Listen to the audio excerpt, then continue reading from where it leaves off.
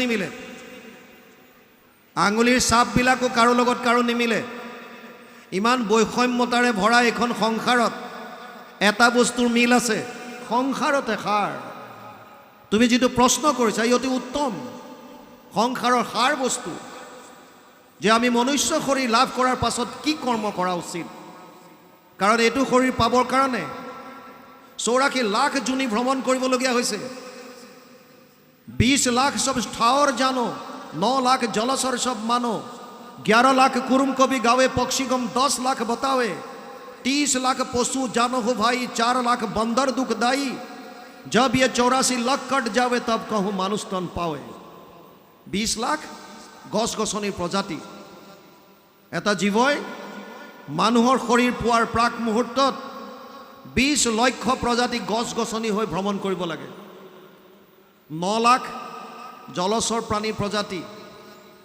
29 11 লাখ কাছৰ দৰে সৰীসৃপ জাতীয় প্ৰাণীৰ প্ৰজাতি 29 11 40 চৰাই চিৰিকটিৰ প্ৰজাতি আছে 10 লাখ 40 2 50 বিভিন্ন জন্তুৰ প্ৰজাতি 30 লাখ 80 4 লাখ বান্দৰৰ প্ৰজাতি 84 লাখ জুনি ভ্ৰমণ কৰাৰ পাছত 100 কোটি জন্মান্তৰে হয় মহাভাগ নৰ শৰীৰক জীবে তেবে পাৱে লাগ 100 কোটি জন্মান্তৰে হয় মহাভাগ বহুত কোটি জন্মৰ মূৰত ভাগ্যৰ মূৰত আমি এটো শৰীৰ পাইছো গৰিকে ইমান এটা দুৰ্লভ শৰীৰ পোৱাৰ পাছত আমি কি কাম কৰা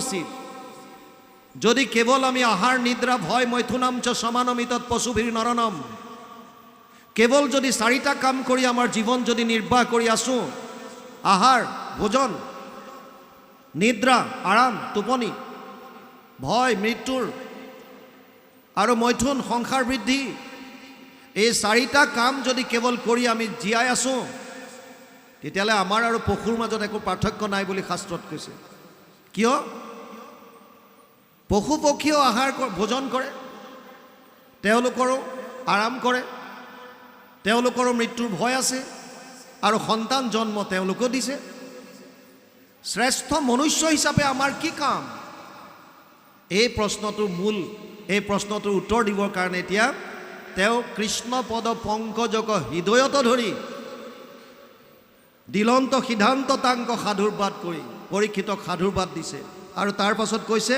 ধন্য নৰপতিমতি উত্তম তোমাৰ কুচিলাহা যিটো কথা সংসাৰতে সাৰ কি কথা মুখ্যৰ সাধনীটো জগতৰে হিত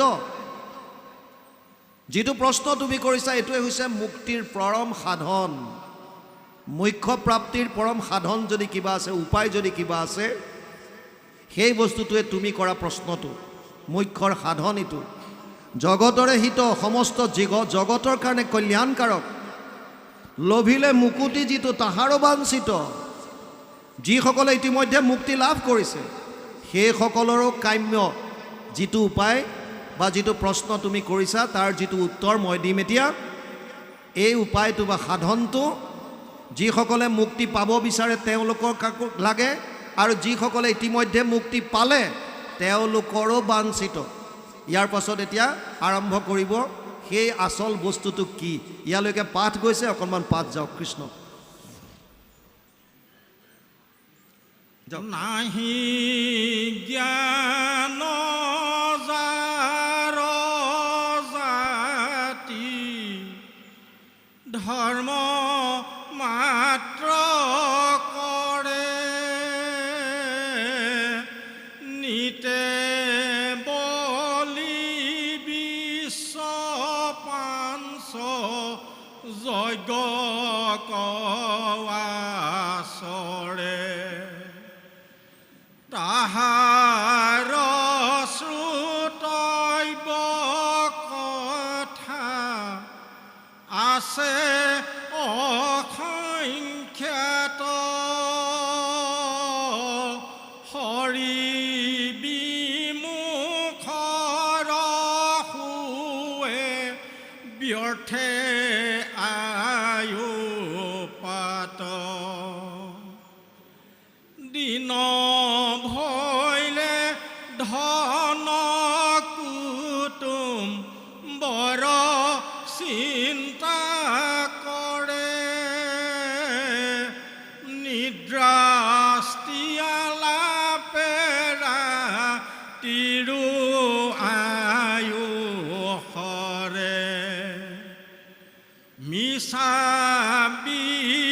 বিষয়ত মাত্ৰ কৰে অভিলাষ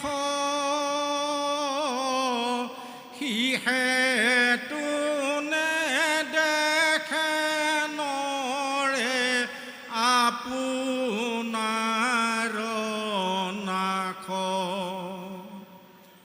হেন জানি যাৰ ইচ্ছা মুখ্য কহৰ বথা পৰীক্ষিততে বেশুনি উক কৃষ্ণ কথা দিবেচিত কৃষ্ণ গুণ নাম কীৰ্তনত কৃষ্ণৰে পাদ পদ্ম স্মৰিবে মনত নাৰায়ণ স্মৰণে পৰম মংগল এহি মানে জীৱন্ততে জন্মৰ ফল অন্তকালে হৰি স্মৰে যিটো ভাগ্যৱন্ত তাহাৰ মহিমা কহি কোনে পাৱে অন্ত যিটো ব্ৰহ্মময় দেখে জগত নিখিল যত পাপ পুণ্য সমস্ততে নিবৰ্তিল হৰিৰ কথাত তাৰ ৰতি অবিশ্ৰাম সদায়ে মুখত নেৰে ৰাম কৃষ্ণ নাম কৃষ্ণ পদে কৈছে নাহি জ্ঞান যাৰ জাতি ধৰ্ম মাত্ৰ কৰে নিতে বলি বিশ্ব যজ্ঞক আচৰে নাহি জ্ঞান যাৰ জাতি ধৰ্ম মাত্ৰ কৰে আচল তত্ত্ব জ্ঞানটো নুবুজি মাত্ৰ জাতিৰ ওপৰত নিৰ্ভৰ কৰি যে আমাৰ এনেকুৱা আমি কৰি আহিছোঁ এইটোৱে আমি কৰি যাম এই পৰম্পৰা হিচাপে কামখিনি কৰি যোৱা আৰু পাঁচটা যি ঋণ আমাৰ লাগে দেৱঋণ ঋষি ঋণ পিতৃ ঋণ নৃ ঋণ আৰু ভূত ঋণ এই পাঁচটা ঋণৰ পৰা পৰিত্ৰাণ পাবলৈ বৈদিক পন্থৰ মতে পাঁচটা যজ্ঞৰ কথা আছে দেৱযজ্ঞ ঋষি যজ্ঞ পিতৃযজ্ঞ নৃযজ্ঞ আৰু ভূত যজ্ঞ যদিও এয়া কৰে কিন্তু ইয়াত এটা কথা কৈছে তাহাৰো শ্ৰোতব্য কথা আছে অসংখ্যাত হৰি বিমুখৰ হৈ ব্যৰ্থে আয়ু পাত যিমানে যি নকৰক কিয় যদি ঈশ্বৰ বিমুখ হ'ল কৃষ্ণৰ যদি বিমুখ হ'ল তেতিয়াহ'লে তেওঁ নিজা মিছাকৈ ব্যৰ্থে তেওঁৰ আয়ুস পাত কৰি আছে গুৰুজনাই কীৰ্তনত কৈছে মনুষ্য শৰীৰ পাই যিটো নৰগণ নকৰে তোমাৰ যদি শ্ৰৱণ কীৰ্তন বিফলে জনম গৈলা ভৈলা সৰ্বনাশ জীৱন্ততে মৰাশীটো ভাথিৰ নিশ্বাস মানুহৰ শৰীৰ পাই যদি আমি কলিযুগৰ পৰম ধৰ্ম শ্ৰৱণ আৰু কীৰ্তন যিটো আমি যদি নকৰোৱে নাম যদি আমি নাগাওঁ নাম যদি শ্ৰৱণ নকৰোঁ তেতিয়াহ'লে কৈছে আমাৰ জীৱনটো বৃথায়ে যাব আৰু ইয়াতো শুকদেৱে প্ৰথম পৰীক্ষিতক কৈছে হৰি বিমুখৰ হৈ ব্যৰ্থে আয়ু পা, মিছাতেই তেওঁলোকে মনুষ্য জনম ধৰিলে। দেৱতা হওক, ইতৰ প্ৰাণী হওক, কুকুৰ মেকুৰী গাধ ঘোঁৰা, কাৰো ভক্তি কৰাৰ অধিকাৰ দিয়া নাই। কেৱল মনুষ্য শৰীৰকে এই সুবিধাকণ দিছে। তথাপিও আমি যদি ইয়াৰ সুবিধা নলওঁ আৰু মানুহৰ শৰীৰ পোৱাৰ পাছতো আমি যদি ঈশ্বৰ ভক্তি নকৰোঁ, তেতিয়াহ'লে আমাৰ এই জীৱন বৃথাই যাব। প্ৰহ্লাদে দৈত্য শিশুসকলক কৈছিল, মনুষ্য শৰীৰ চঞ্চল সদায় কেতিক্ষণে কালে ধৰে, কোটি কোটি জন্ম উপজি মৰিয়া মনুষ্য নুহি খেদ ধৰে। মানুহৰ শৰীৰ পাইছোঁ বুলি চিৰদিন কোনো নাথাকে। কোন মুহূৰ্তত কাৰ মৃত্যু আহে তাৰ ঠিক নাই। কিন্তু এটা দুৰ্লভ শৰীৰ আমি পাইছোঁ। ইমান এটা দুৰ্লভ শৰীৰ পায়ো যদি আমি ঈশ্বৰ চিন্তা নকৰোঁ, তেতিয়াহ'লে কোন মুহূৰ্তত আমাৰ প্ৰাণ ওলাই যায় তাৰো কোনো ঠিক নাই। আকৌ যে মানুহৰ শৰীৰ পাম তাৰো কোনো গেৰেণ্টি নাই। সেইকাৰণে শুকদেৱে কৈছে, যিসকল শৰীৰ বিমুখ হ'ল, মানুহৰ শৰীৰ পোৱাৰ পাছত তেওঁলোকৰ আয়ুস ব্যৰ্থে তেওঁলোকে নষ্ট কৰিলে। কি কৰে এতিয়া? দিন ভৰিলে ধন কুটুম্বৰ চিন্তা কৰে, নিদ্ৰা স্ত্ৰী আলাপে ৰাত্ৰিৰো আয়ু হৰে, মিছা বিষয়ত মাত্ৰ কৰে অভিলাষ, সিহেতু নেদেখে নৰে আপোনাৰ নাশ। কিয়? দিন ভৰিলে ধন কুটুম্বৰ আশা কৰে। কিহৰ কাৰণে? দিন ভৰিলে ধন কুটুম্বৰ চিন্তা কৰে, নিদ্ৰা স্ত্ৰী আলাপে ৰাত্ৰিৰো আয়ু ধৰে। কিয়? কাৰণ বৰ্তমান সময়ত পৃথিৱীত 800 কোটিৰ ওপৰত মানুহ আছে। কাৰো লগত কাৰো মিল নাই। আমাৰ ইজনৰ লগত সিজনৰ নিমিলে, কায়িকভাৱে কওক বা যেনেকুৱাই নকওক কিয়। আনকি আমাৰ ফিংগাৰ প্ৰিণ্টছো নিমিলে, আঙুলিৰ ছাপবিলাকো কাৰো লগত কাৰো নিমিলে। ইমান বৈষম্যতাৰে ভৰা এখন সংসাৰত এটা বস্তুৰ মিল আছে, সেইটো হৈছে আমি সকলোকে আনন্দ লাগে। ৰজাকো লাগে, প্ৰজাকো লাগে, চোৰকো লাগে, পুলিচকো লাগে, মহাজনকো লাগে, দুখীয়াকো লাগে, উগ্ৰবাদীকো লাগে, আৰ্মিকো লাগে, কীট পতংগ পোক পৰুৱা, চবে এটা বস্তু বিচাৰি আছে, আনন্দ। আমিও আনন্দ বিচাৰিছোঁ। আনন্দটো ক'ত পাম এতিয়া আমি সেই বস্তুটো বুজি পোৱা নাই কাৰণে দিন ভৰিলে ধন কুটুম্বৰ চিন্তা কৰে। আনন্দটো ক'ত আছে? যিটো আমাক আনন্দ লাগে প্ৰতি মুহূৰ্তত, যিটো আমি বিচাৰি আছোঁ, এইটো আচলতে আছে ক'ত? ক'ত পাম? তাৰ কাৰণে অকণমান শাস্ত্ৰৰ কথা বুজিব লাগিব। শাস্ত্ৰত কৈছে মূল তত্ত্ব 3টা আছে মাত্ৰ। এক হৈছে ভগৱান, দ্বিতীয়ত হৈছে তেওঁৰ মায়া বহিৰংগ শক্তি, আৰু তৃতীয়ত হৈছে তেওঁৰ এই তটস্থ শক্তি বা নিউট্ৰেল শক্তি, জীৱ আমিবিলাক। আমি যিমান আছোঁ চব জীৱ, আমি ভগৱানৰ তটস্থ শক্তি, নিউট্ৰেল শক্তি। আমাৰ বাহিৰে দুটাই বস্তু আছে, এক হৈছে ভগৱান কৃষ্ণ আৰু আন হৈছে তেওঁৰ মায়া।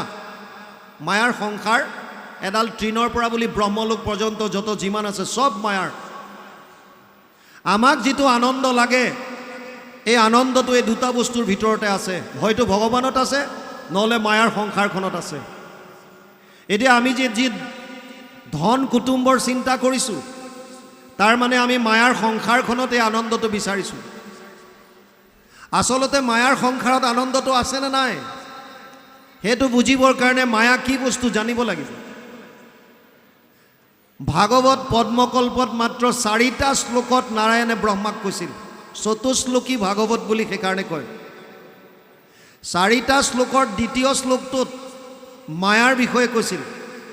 ঋতেৰ্থেয়ত প্ৰতিয়ত না প্ৰতিয়ত চাত্মানি তদ বিদ্যাদাত্মনো মায়া যথা আভাসো যথা তম 2:9-34। দ্বিতীয় স্কন্ধ 9ম অধ্যায় 34 নম্বৰ শ্লোক ভাগৱত। ইয়াৰ অনুবাদ আমাৰ গুৰুজনাই কৰিছে দ্বিতীয় স্কন্ধ ভাগৱতত। মায়া মানে কি? অবস্তুক দেখা হয় বস্তুক আৱৰি, এইহে মোহৰ মায়া জানা নিষ্ট কৰি। নাথাকিতো যেন দেখি চন্দ্ৰমা দুতয়, থাকিতো ৰাহুক যেন কেহুনে দেখয়, সেইমতে মায়া আৰ কৰি ঈশ্বৰক আশাৰ বিষয় সদা দেখাৱে জীৱক। এইটো মায়াৰ গুণ। ঈশ্বৰৰ কাপোৰ এখন দি আমাৰ মনটো এই বিষয়বিলাকৰ প্ৰতি নি আছে। কিয়? প্ৰত্যেক বস্তু মূললৈ যাব বিচাৰে। আমাৰ মূল কি? আমাৰ বুলি কোৱাৰ লগে লগে ইয়াত দুটা বস্তু আছে। এটা হৈছে পঞ্চভূতি শৰীৰ 24 তত্ত্বৰ দ্বাৰা নিৰ্মিত, আৰু এক হৈছে ইয়াৰ ভিতৰত সোমাই থকা চৈতন্য শক্তি, যাক আমি আত্মা বুলি কওঁ। দুইটা বস্তু মিলি পেলাই মই বা আমি হৈছোঁ। শৰীৰটোৰ মূল 24 তত্ত্বৰ ভিতৰত মন আৰু বুদ্ধিও আছে, আৰু এই 24 তত্ত্ব ক'ৰ পৰা সৃষ্টি হৈছে? মায়াৰ 3টা গুণৰ পৰা। সত্যম ৰজস্তম ইতি গুণ প্ৰকৃতি সম্ভৱা, 4ৰ্থ অধ্যায় 5 নম্বৰ শ্লোক গীতা। গতিকে মন বুদ্ধিয়ে আনন্দটো ক'ত আছে বুলি ভাবিছে? এই মায়াৰ সংসাৰখনত। সেইকাৰণে ধন টকা পইচা, ঘৰ দুৱাৰ, পুত্ৰ পৰিবাৰ ইত্যাদিত আমি আনন্দ বিচাৰি ফুৰিছোঁ। আনহাতে আত্মা ভগৱানৰ অংশ। মামে বংশ জীৱলোকে জীৱভূত সনাতন, 5ম অধ্যায় 7 নম্বৰ শ্লোক গীতা। হে অৰ্জুন, যিমান জীৱ আছে চব মোৰ অংশ। অৰ্জুনক কৈছে অহম আত্মা গুদাকেশ সৰ্বভূতাশয় স্থিত, অহম আদিত্য মধ্যম চ ভূতানামন্ত এবচ, 10ম অধ্যায় 20 নম্বৰ শ্লোক গীতা। হে অৰ্জুন, ময়ে আত্মা, ময়ে আদিত আছিলোঁ, ময়ে মধ্যত আৰু শেষত ময়ে থাকিম। গতিকে ভগৱানৰ অংশ হ'লোঁ আমি। আমি মানে আত্মা, মই। আত্মাটোৱে যাব বিচাৰিছে ভগৱানৰ ওচৰলৈ, মন বুদ্ধিয়ে যাব বিচাৰিছে বিষয়ৰ ওচৰলৈ। ধন টকা পইচা, পুত্ৰ পৰিবাৰ, মিতিৰ কুটুম ইত্যাদি। এতিয়া আনন্দ আছে ক'ত? আমি গম পালোঁ মায়াত নাই, কাৰণ অবস্তুক বস্তু কৰি দেখুৱাইছে। মোৰ যেতিয়া জেছলমেৰত পোষ্টিং আছিল, আপোনালোকে জানে মই SSBত আছিলোঁ। ভলণ্টিয়াৰ ৰিটায়াৰমেণ্ট ল'লোঁ 2022-ত ভকতৰ লগত থাকিম বুলি। 95 চনৰ পৰা 2001লৈকে জয়ছলমেৰত আছিলোঁ, ভাৰতৰ এখন মৰুভূমি। তাত আমি থকা দিনত, গৰম দিনত 52 ডিগ্ৰী চেলচিয়াছলৈকে গৰম হৈছিল। 52 ডিগ্ৰী। কেনেকুৱা গৰম আপোনালোকে চিন্তা কৰক। কুঁহিয়াৰ পেৰতে জালিগাঁতৰ পৰা কুঁহিয়াৰ যেতিয়া